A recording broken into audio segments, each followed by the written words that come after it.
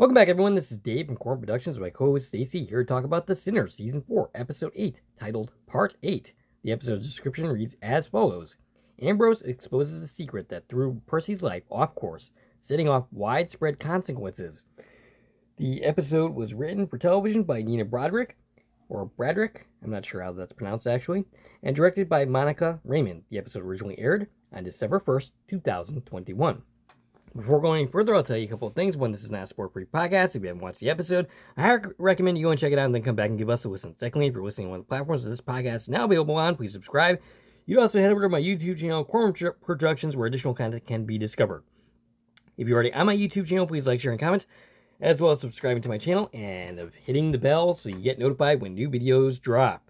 Okay, well, Stacey, here we are. The final episode of Season 4 of The Sinner. Yeah. And the series finale as well. So, tell me, Stacey, your thoughts on this week's episode. I love this episode. I feel like it does such a great job of really coming full circle and putting together all of the little clues that are still left hanging throughout the season. Yeah, this is an absolutely beautiful finale. I would say that, I've watched a lot of television in my time, and I've seen plenty of finales. This is pretty up there as probably one of the better finales. Right.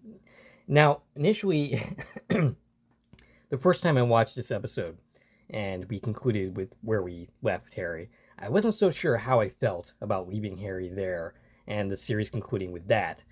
But having watched this episode multiple times over the years, I definitely feel like it's definitely a satisfying conclusion.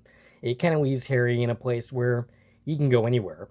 And you definitely get the idea that he's, confronted his demons and he's willing to move forward from this point on. Yeah. Does he go and get Sonya again? Maybe. I kind of lean towards no.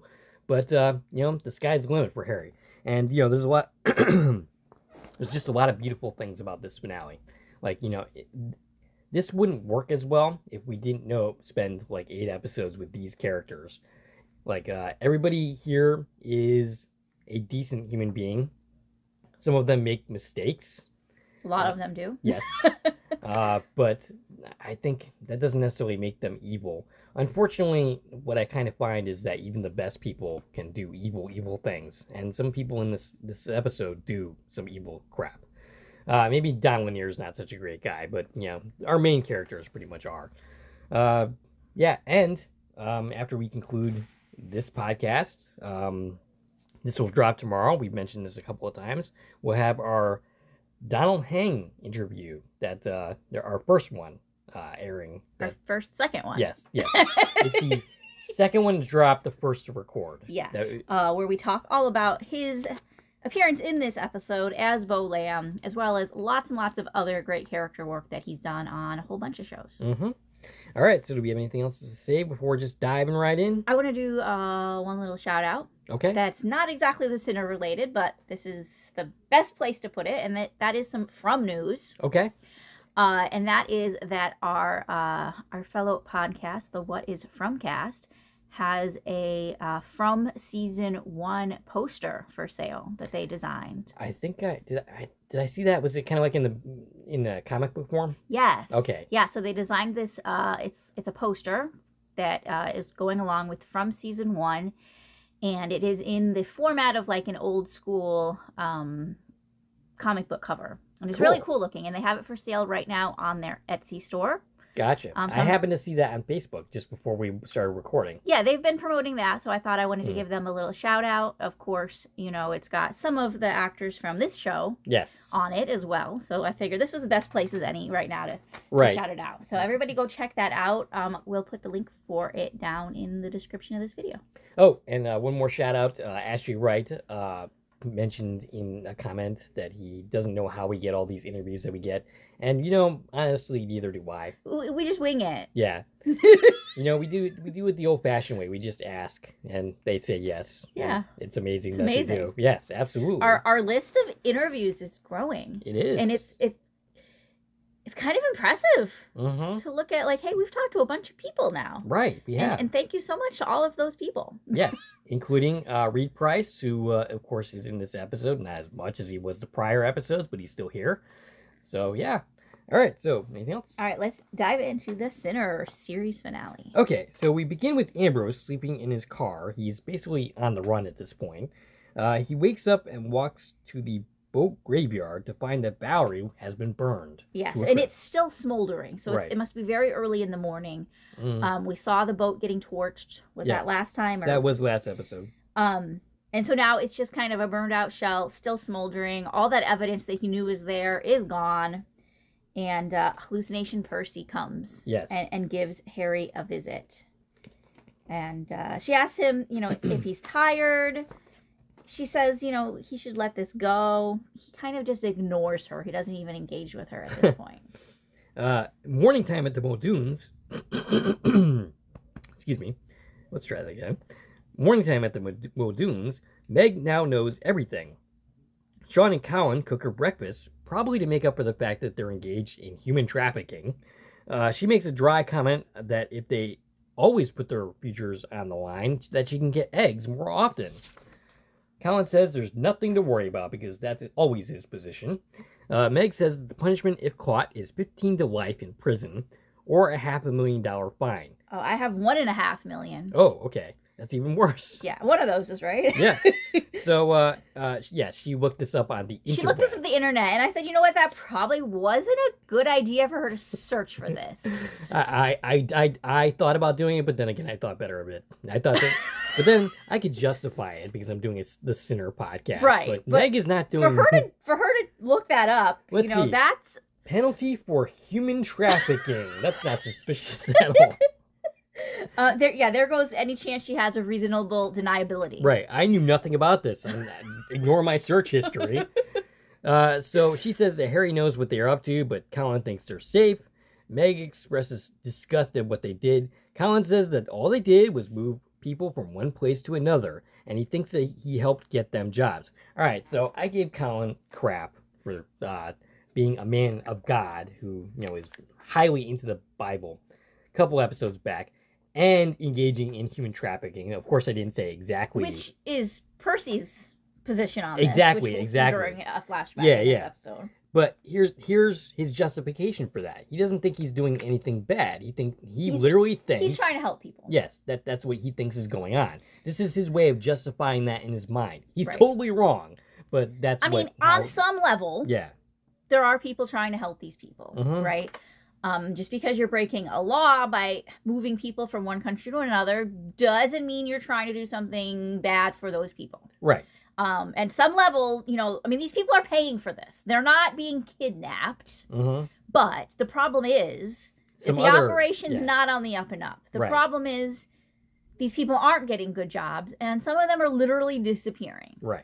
So what is happening to them, not what they're paying for. Right, exactly. So Colin did this to save the family business, which he felt under pressure to do constantly, with their business being in jeopardy, thanks to the actions that they took that we will discover later in this episode. Sean says it was a stupid thing to do, which just earns him getting yelled at by Colin, which he's constantly doing. Yeah, he suggests that they go to Raskin, tell him everything, and hope for a deal. Right, and Colin's like, you're 6 days sober, and you think you're the moral authority? But Meg says no to this. The family has lost enough, so they must stay quiet. Yeah. But you know what? He's right. Like, if all you guys were doing was trying to help and you can name the bigger fish, you're probably better off making a deal. That's the thing is, they repeatedly hide their actions from the law, but in some cases I think they would have been better off if they had not done that. If they had just done the up and up thing. Percy might still be alive, and, I think...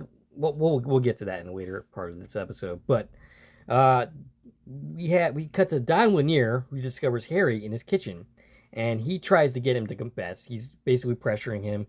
He's pretending like he has a bunch of cards to play, which he very much does not. Yeah, Harry's like, okay, we can make this as hard or easy as you want to make it. Right.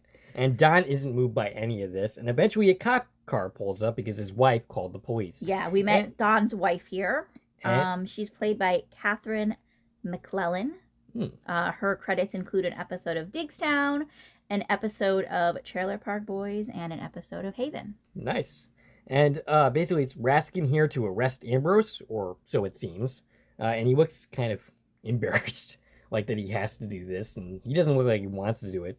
But Raskin, in the middle of driving, suddenly stops in the middle of nowhere, and Harry is like, I don't know what you think you're doing, but you like, there's more going on here than you think. And, like, I don't understand what Raskin is doing here. Okay, so Harry thinks Raskin's going to kill him, I'm pretty sure. Right. But says Harry thinks that Raskin is in on it. Right. That Raskin is the dirty cop. Because he knows somebody in the station's a dirty cop. Basically, my thing here is, why is Raskin behaving this way? It's like he's behaving dramatically on purpose when he could just as easily have been said in the car, hey, look, I believe you. Like, as they were driving. Of course, that wouldn't be very dramatic. And... Right. To quote Reed Price and Lindura. Then there would be no drama. Right, yeah. So, yeah, Harry definitely thinks Raskin's about to, like, execute him. He's like, you're making a mistake. But he's pulling over. Raskin goes, no, I did make a mistake. Right.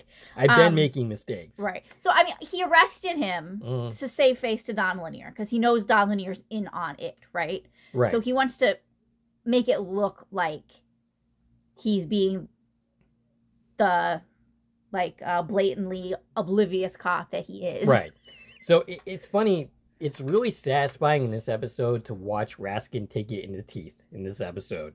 And, like, at the end of the day, he's not a bad guy. I think if he were a small town sheriff in some other place, that he would do fine. Yeah, I mean, he has. That is who he is, and he just literally had no idea. Yeah, he's not good at the bigger picture. Right. That's Raskin's downfall, unfortunately, and he realizes it throughout this episode, and it's really satisfying to watch that. Basically, he tells Harry that he was right about everything, that Josh skipped town, and basically he was on Vern's payroll. Yeah, and the ballistics came back from Vern's gun, and just like Harry suspected, this is the gun that killed Brandon. Now, that doesn't prove that Vern killed Brandon, but it certainly proves he's involved at the very least. And it at the very least exonerates Mike. Exactly. Raskin laments that this happened under his watch. He thought it was the type of place that things like this didn't happen. He regrets what happened to the people that were human trafficked and what he did to Mike. And then we cut to Mike being released. Raskin looks guilty.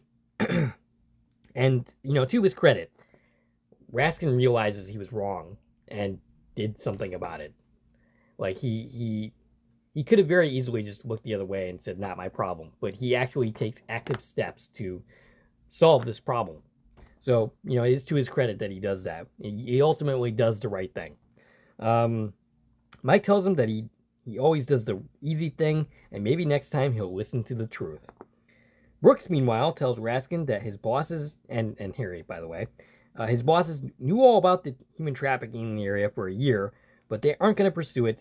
They're after a bigger fish. Yeah, so they got the information from Hal's hard drive, all of the photos of all of the people that were trafficked. Yeah. And they gave that to the feds, and they're happy for all that information, but basically back off. Like, we're on top of this, and you guys shouldn't be involved. Right. And Brooks tells Harry, I don't know what to tell you. It's chain of command. And he does look like he's not exactly happy with where this is going, but he has his bosses and he has to listen to them. He falls into place, so he's done. I think that was our last time seeing. We do see him again. Oh, we do see him. We don't hear him again, but we do see him again. Okay, yeah.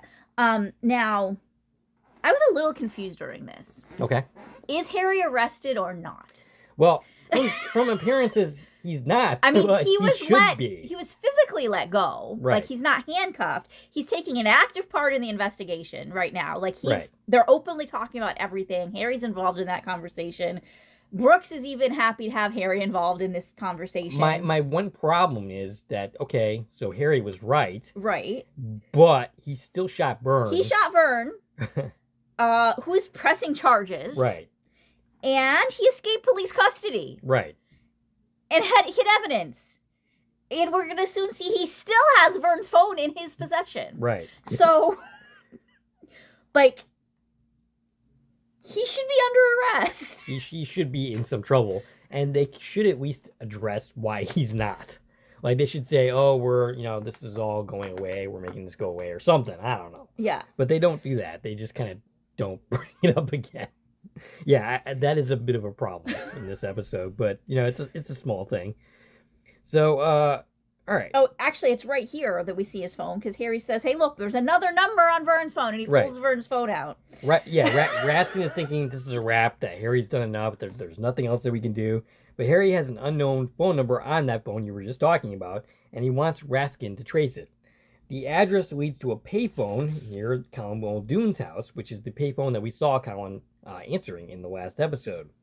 Harry investigates some more and finds the Muldoons talking to the Lambs. Yeah, so we're at Colin's apartment, and Meg is there, and Stephanie and Mike Lamb are there. Yep.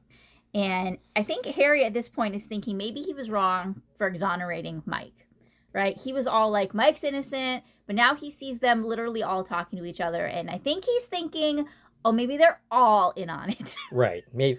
I mean, he could have been innocent of the murder, but still guilty of this. So right. He wasn't necessarily wrong to exonerate Mike on that charge. Right, but he was thinking like, oh, they're completely innocent. They're not involved in anything. They're just being targeted. And now he's like, oh, wait, something else is going on. So Harry and Raskin take a look at the Lambs' financials and see that they took a big jump in them to get a permit and open the restaurant.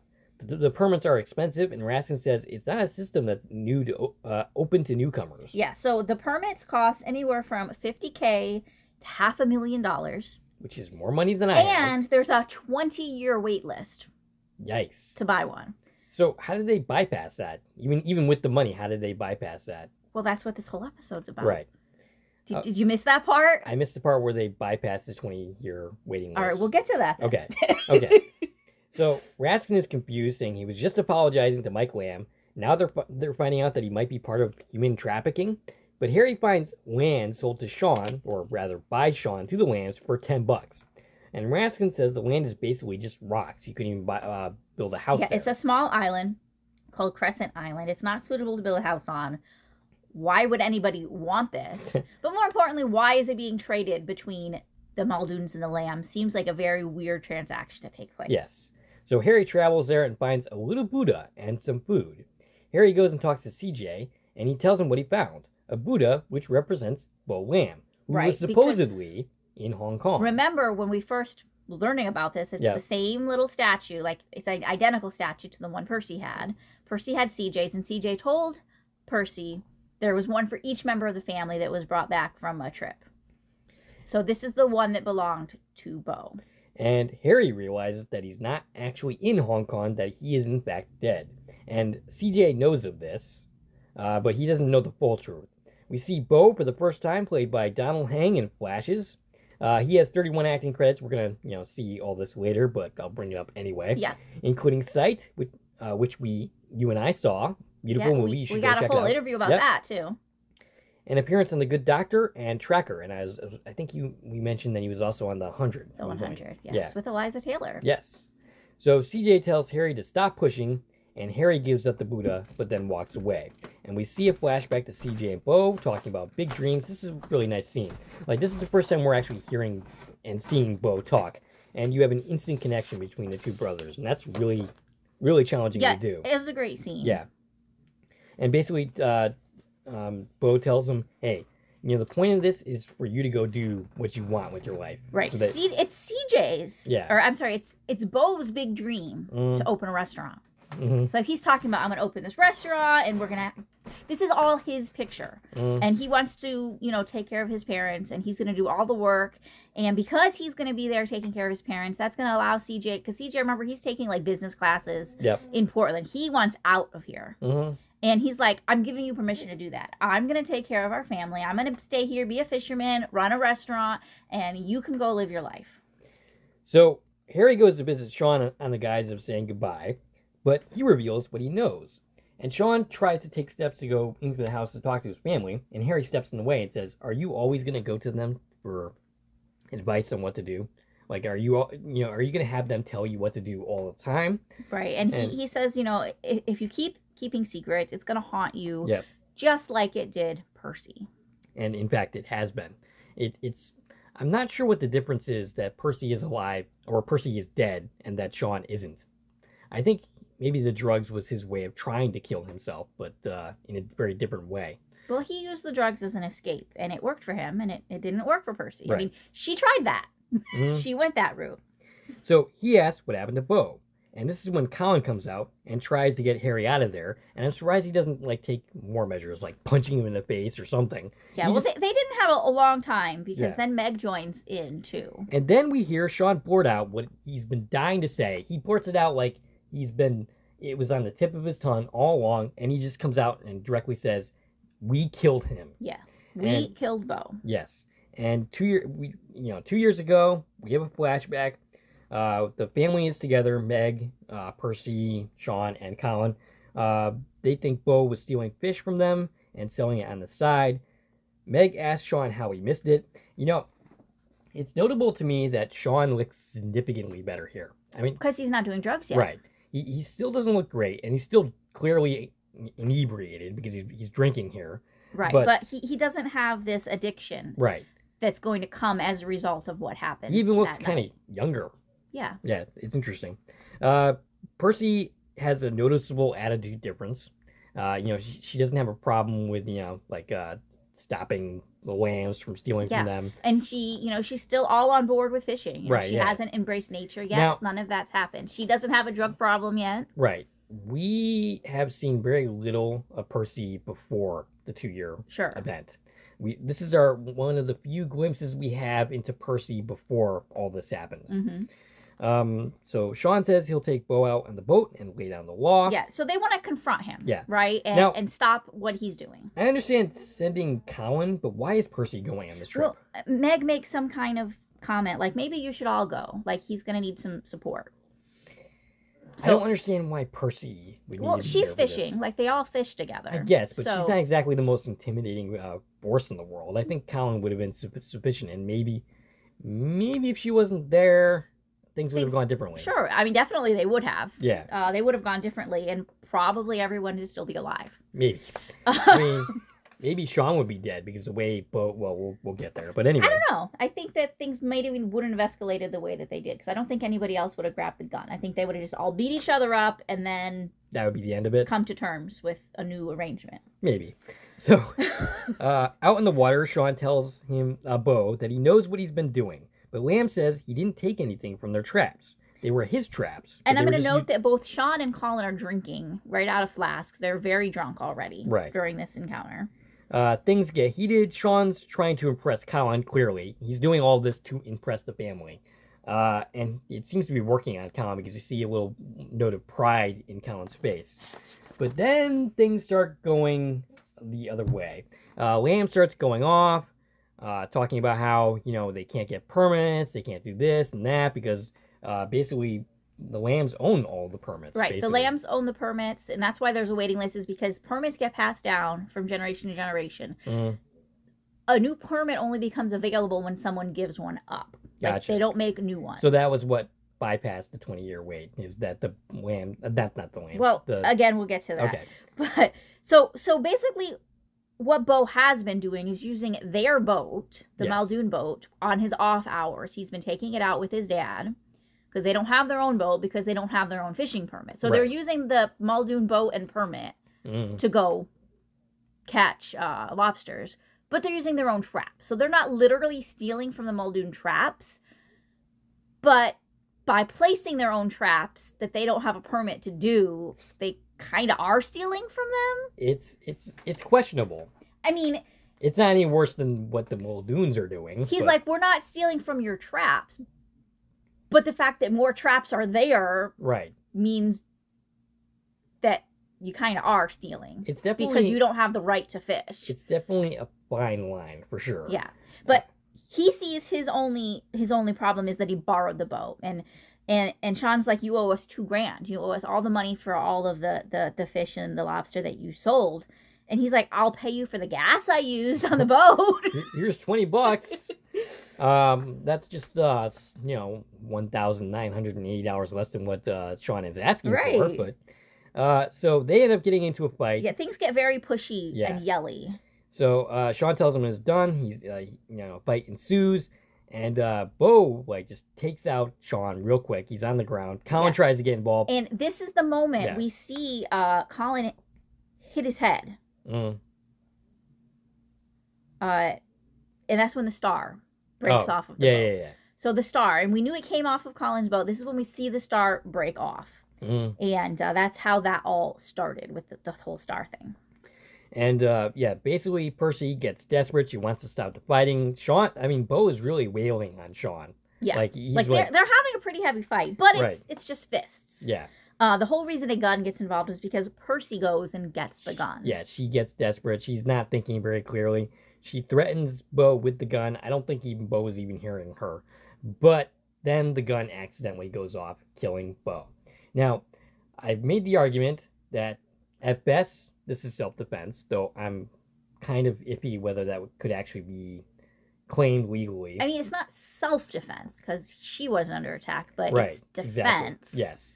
So I don't know if that would be a distinction that would matter. Now, but at worst, I think this would be accidental manslaughter. It definitely was an accident. Right. She did not mean to shoot the gun. Right. It's not even like she was just firing a warning shot. It went off unexpected. So I really don't think that this incident would have ruined her life if they just admitted the truth. I mean, she might have gone... Would people have believed them that it was an accident? Maybe not. Because the only witnesses are the Muldoon family. Oh, all right. I mean, it could just as easily have been cold-blooded murder. I mean, I guess there wasn't a camera there to capture this action to make this judgment, but...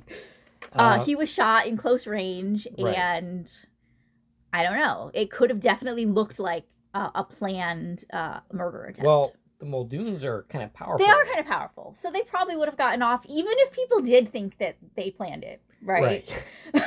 So I'm thinking maybe Percy would have gotten some kind of punishment, obviously, but I don't think it would have been life-ruining. I think maybe, 1 year at worst. But then again, I'm not exactly a legal expert. Yeah, I certainly don't know, but they panicked. Yeah. And then understandably so. They got a dead body on their hands. Right. That's not a good situation for sure. Yeah, so Colin and Sean are very bloody. Bo is dead. They bring Bo to shore using a dinghy boat. And make sure you catch that interview tomorrow because Don tells us all about filming that scene. Yes. He literally was laying in the cold water. Yeah. For many, many hours for them to get this shot. Mm-hmm. The Lambs get a call, and then they go to the Muldoons where they find their son laying on... Where you're going to say more? Just right before that, during this scene on the shore, this is when Sean hurts his shoulder. Oh, right. He's moving the body, and he hurts his shoulder. That's the moment that he gets some pain medication that starts off his opioid addiction. Gotcha. And the reason that Percy feels guilty for what's happened to her father. Gotcha. Because if this didn't happen, he wouldn't have hurt his shoulder. He wouldn't have started doing opioids.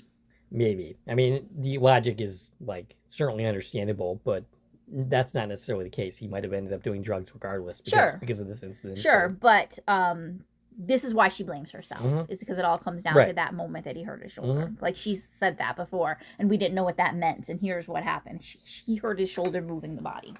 So they go to the Muldoons, where they find their son laying on a table. They're crying over the dead body of their son, Bo Lamb. Meg begs them not to ruin Percy's future. I'm kind of curious why they just didn't bury the body somewhere and not even bother with this. But well, because they're not bad people, right? This was an accident. Right. And Sean tries taking the blame for what happened. Meg tries explaining the actual truth. Here's what happened. We were just confronting him. It was an accident. And it's all true. Mm-hmm. Percy admits that she's the one that shot the gun. Everybody's trying to take responsibility. Mm-hmm. Of course, Meg makes Percy leave the room. She's treated like a child, as always. Yes. Even though she's the one who held the gun, they're like, go away. We'll handle this. Right. So they end up suggesting a deal, which initially Mrs. Lamb doesn't want to accept. Stephanie, that's her name, right? Stephanie, yeah. So it's morning now. So they've spent the whole rest of the darkness hours dealing with this. The sun's out.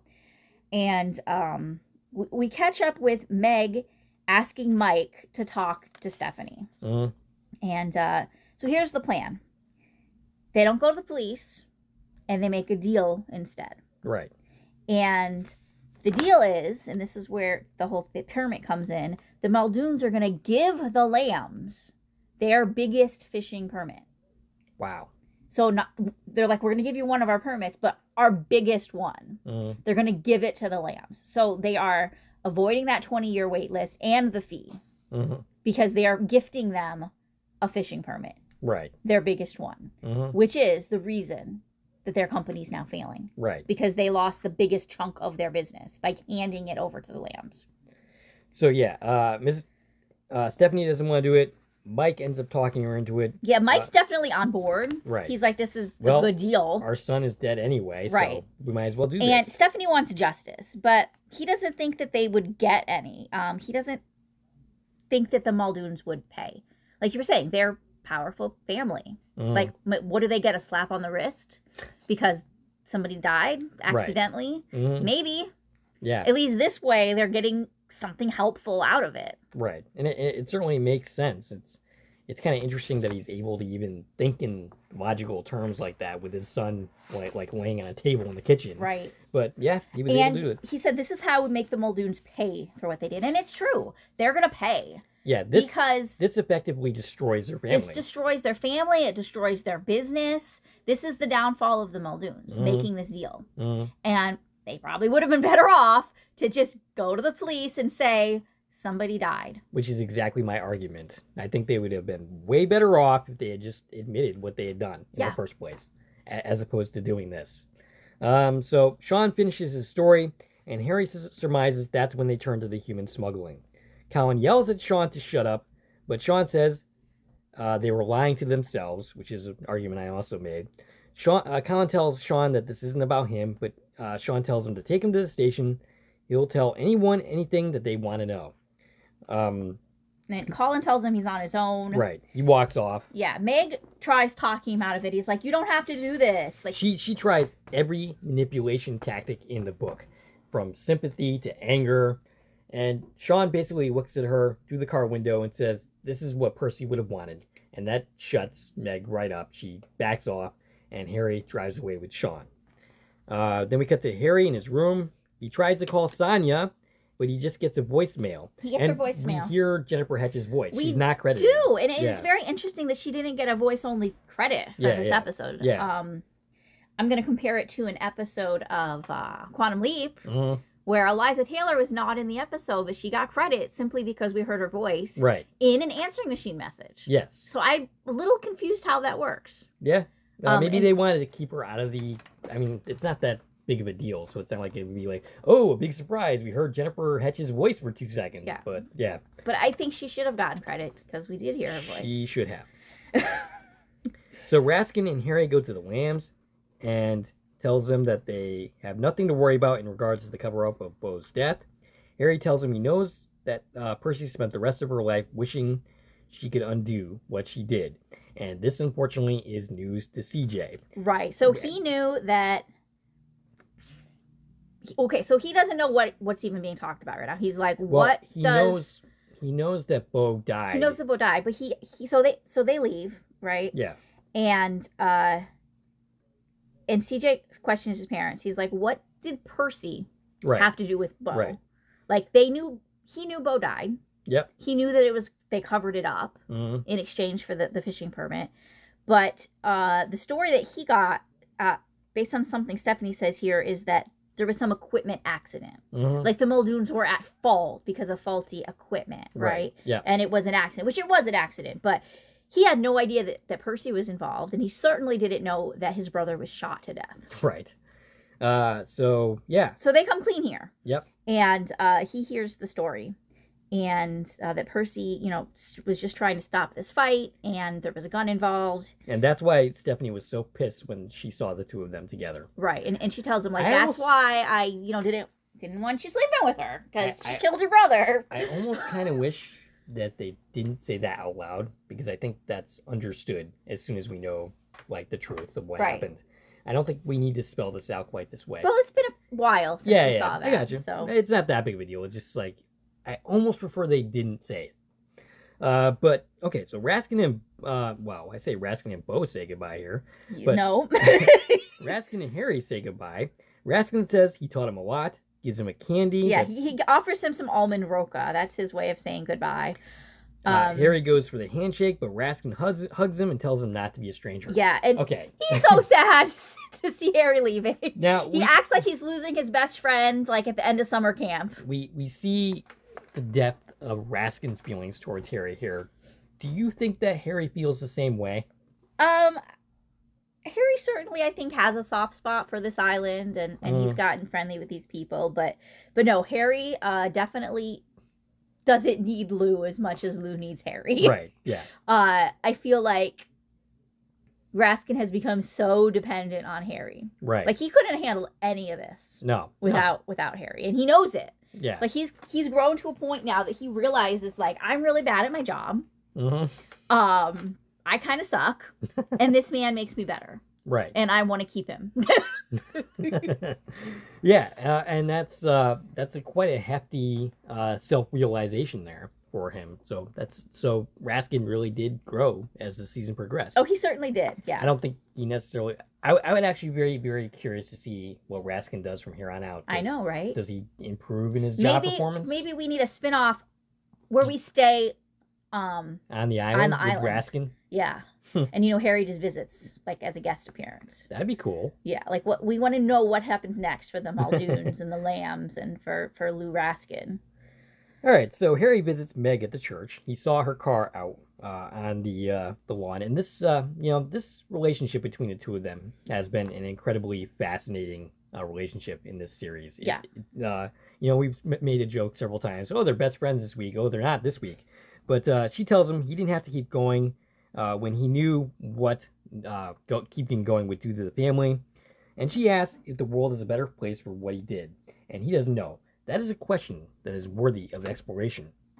Is the world a better place because of what Harry did? Yeah, and the answer's probably not. I think the only person who's benefited from this is Raskin. I had a slightly different argument than that. Okay.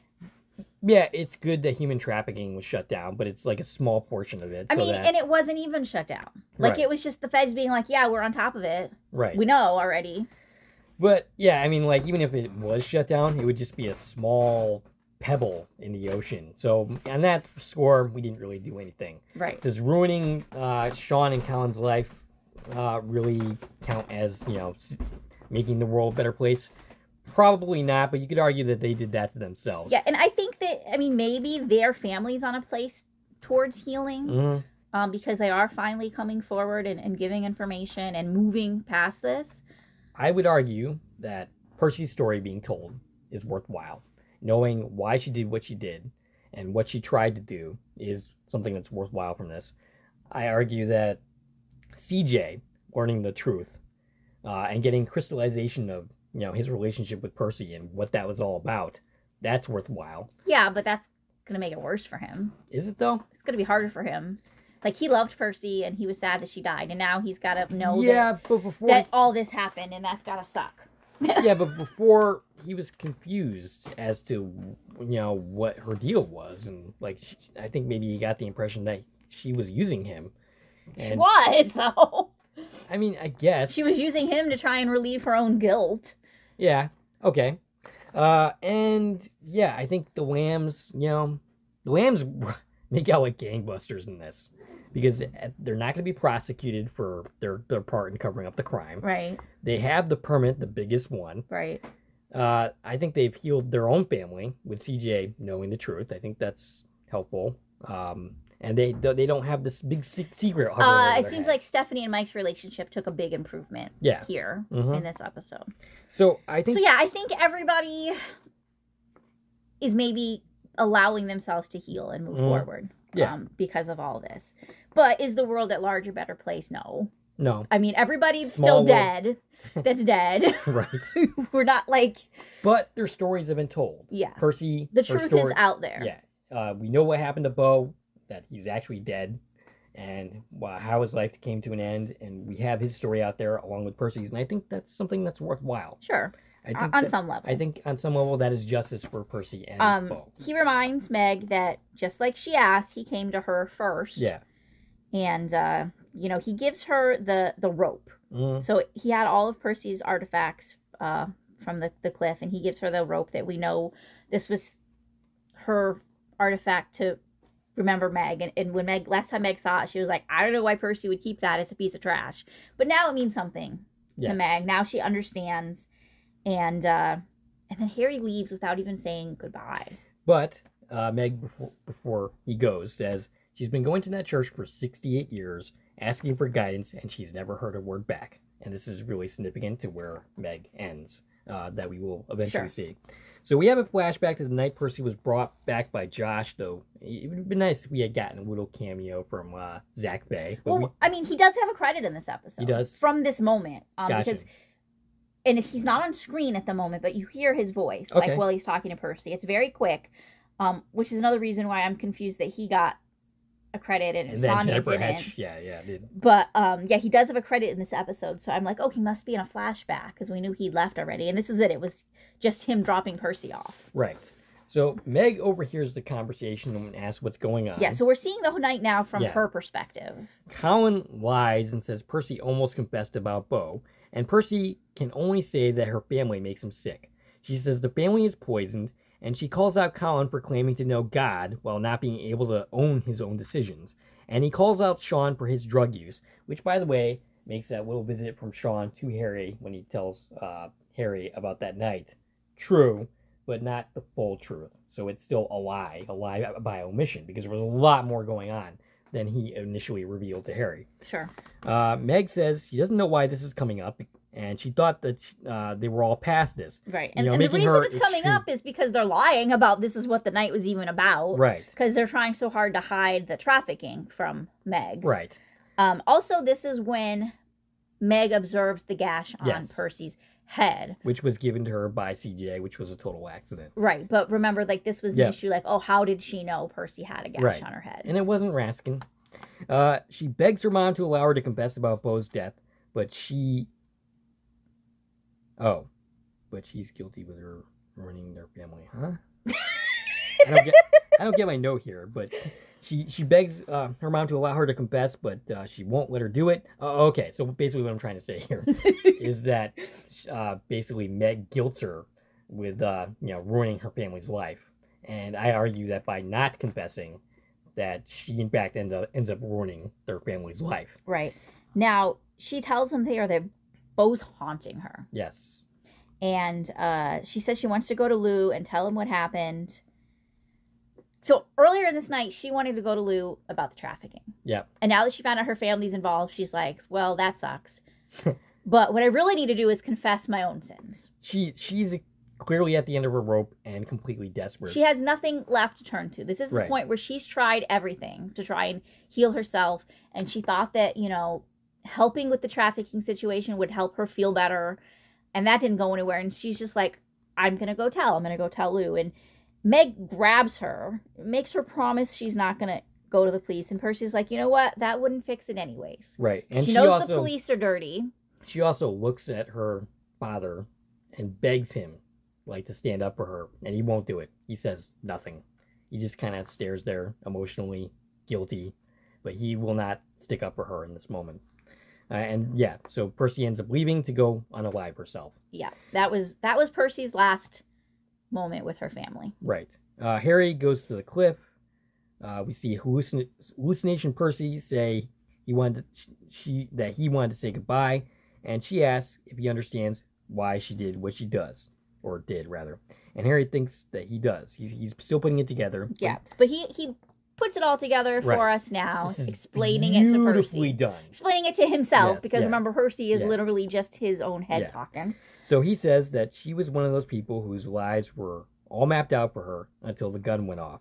And she wanted to come clean, but her family wouldn't let her. She escaped through drugs, which of course didn't work. She needed to leave. Oh, actually, I'm sorry. She went to CJ to confess what she did, but she was too scared. Yeah. And it ended up making things worse. Yeah. She needed to leave, and the only one to know that was Sean. But the family wouldn't let her go. We see a shot of Colin looking at her. That's the mall scene, right? Yep. So a man came to visit her at the mall. And in this moment, we're being led to think that was Sean. I still don't know if we know for sure. If who she saw was Sean or CJ. Right. In that moment. But either way, her family was not letting her go, right? And we know that Meg came and got her. We see another shot of Meg tucking her in that night that she brought her home to the island. Percy asks, why didn't they help her? And Harry says they thought they were. Colin tried to get her into the Bible and tried to get her to redeem herself that way. But she turned to something more honest when it wasn't working for her, specifically M and her spirituality. Right, and we see scenes of that, of her working with M again. And he says, she was getting there. Yep. But it was really hard. And Harry says that stuff is hard. You have to truly see yourself and what's going on around you. Everything. Like, for instance, human trafficking. Right, and then she discovered Valerie. Right. And she felt her entire family was poisoned, and she could only blame herself for it. And the person that was on the bluff was Bo. Not in actuality, but her images of him, kind of like Percy is to Harry. Right. But it's not exactly a perfect metaphor, because Harry should be seeing Jamie and not necessarily Percy, but it's still kind of the same concept. Yeah. And he comes to realize she was alone that night, and we get to see the shot, and this is the one shot that Donald Hang told us about, that he was actually on set with oh my goodness, Bill Pullman. Yeah. Is they filmed this shot where we're seeing Percy right before she jumps. She looks back and we see Bo there in the black hoodie, and then we see Harry kind of watching all this, right? And then Percy jumps. Yes. And we also get an image of the time that she was at the nightclub. The club, right. And she saw Bo at the club. So she was being haunted. She was literally being haunted by images of Bo because she felt guilty over his death. Yeah. And then, they didn't reference it specifically here, but we can think back to that moment when she did come home that night. And Meg heard her talking to herself saying, go away, leave me alone. She's talking to Bo Lamb. Right. Who she's just seeing images of constantly. Harry says he knows what's that like. He knows what that's like, as he was haunted by the death of Jamie. He says the feelings crush you, and you have to find some relief. And Hallucination Percy says that's what you were thinking the time that we met on the docks that day. And she asks if he sees another way. In other words, do you see another way to get out of this without jumping yourself? Right. And Harry nods and then sighs. He seemingly comes to peace in this moment. So this whole experience has really just helped him not have these thoughts. It was his own healing. Right. In a way. And that's the reason, that when you come around to it, of why he was so, he wouldn't let go. I need to know why she did it. Because he himself was trying to not do it. Yes. Yes.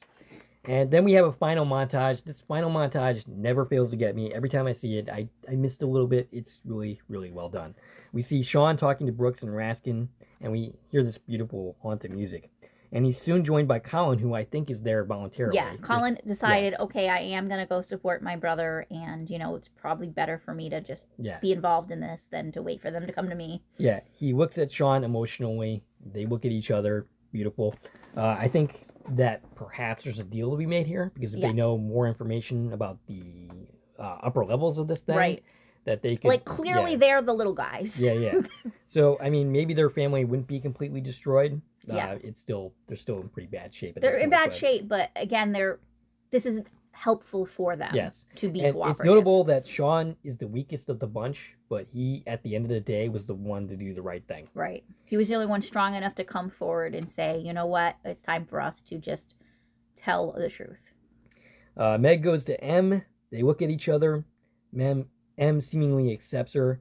Meg is going to try to get her help through the same way that Percy attempted to do, having never gotten answers from the church.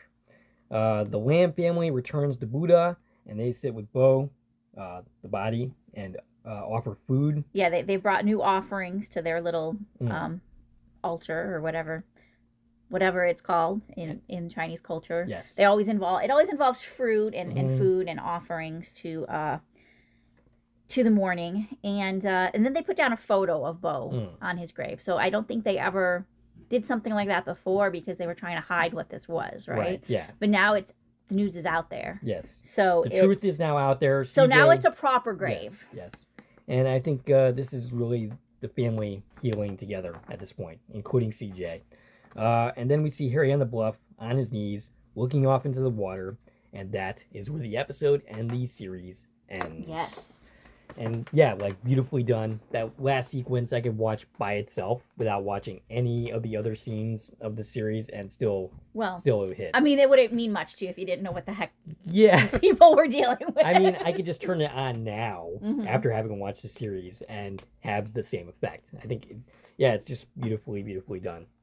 So yeah, we got, again, full circle for everybody. All of the little breadcrumbs that have dropped throughout the season have all come and been, explained. Yep. And everybody is able to move forward now. Now, I understand that some people think that season 1 is the only good season because they didn't like season 2 and 3.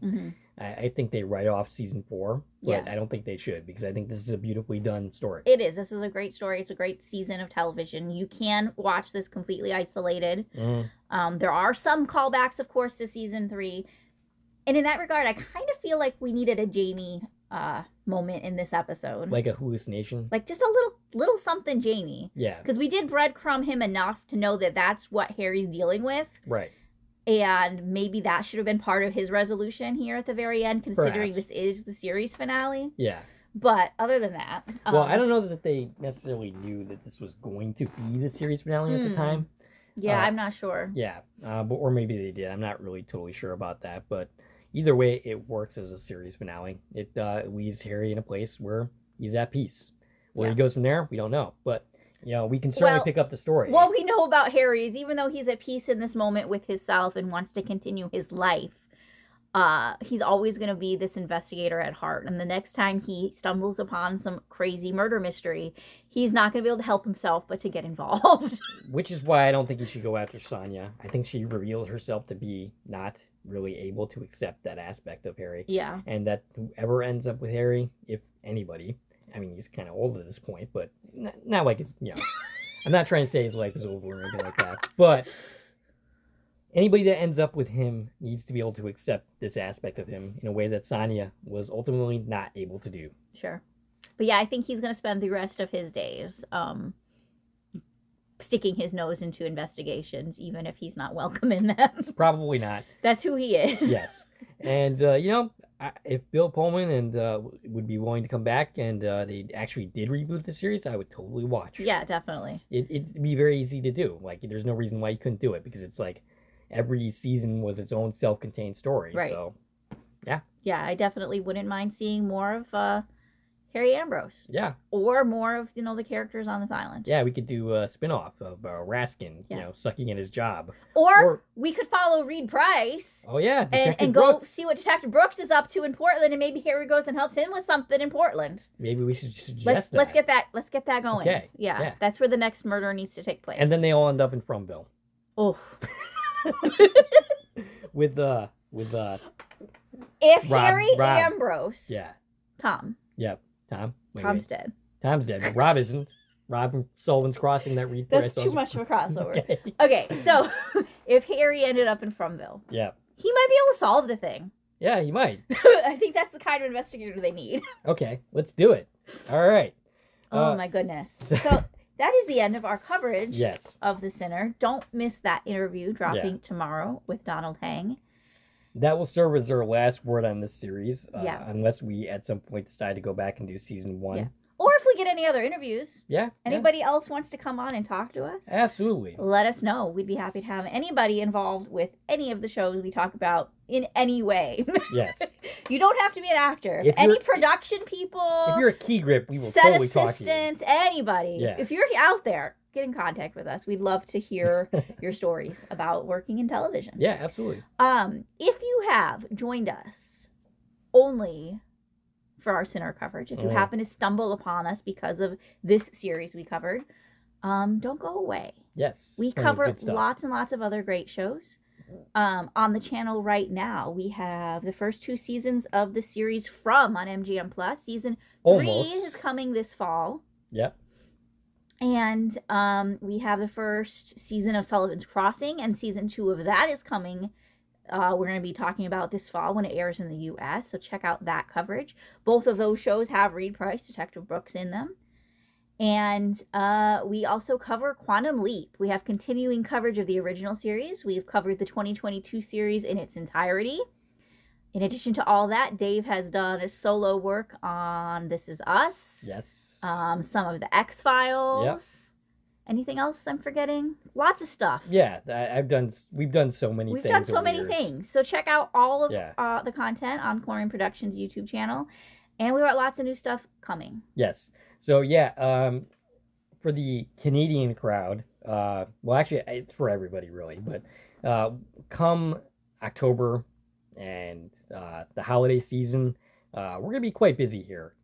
Most of the stuff is going to be pre-recorded in advance. Yeah, why did you address that to the Canadian crowd? I don't know. I wasn't sure where you were going with that. Well, I mean, the first thing we're going to do is Halloween Party. That's the first one that's going to drop. And so, that is throughout the month of October, we are going to be talking about all things horror and Halloween. We're going to have, in addition to the new seasons of both From and Sullivan's Crossing, we're going to be dropping discussions on movies. Yes. So horror and Halloween all month of October, Christmas movies all month of December. Tons of great stuff coming to the channel in the fall. So check it out. Are we going to do Thanksgiving stuff in November? Maybe we'll fit 1 or 2 in. Who knows? All right. So do we have anything else to say before concluding? I think that covers it. Thank you all for being here, and leave a comment. Yeah. We will talk about it on some random podcast because we won't be talking about The Sinner anymore. Right. So yeah, I'm glad that we did this, regardless of our viewership on this particular series. But it was a lot of fun talking about it. It was fun, and I enjoyed diving deeper into this series. I got definitely a new appreciation for it. Absolutely. All right. So Stacy can be reached at. I can reach on Twitter, X, Instagram, and Threads at TVN Coupon Talk. If you like this video and want to support the channel, there are a number of ways to do so. You can follow me on Twitter at Core Productions. You can join one of my Core Productions Facebook pages. You can buy something from the Core Productions store on Zazzle. You can buy me a copy. You can join the Core Productions membership for 99 cents a month. And of course, you can like, share, and comment on this video, as well as subscribing to our channel and hitting the bell so that you get notified when new content drops. This is Dave and Stacy from Core Productions signing off.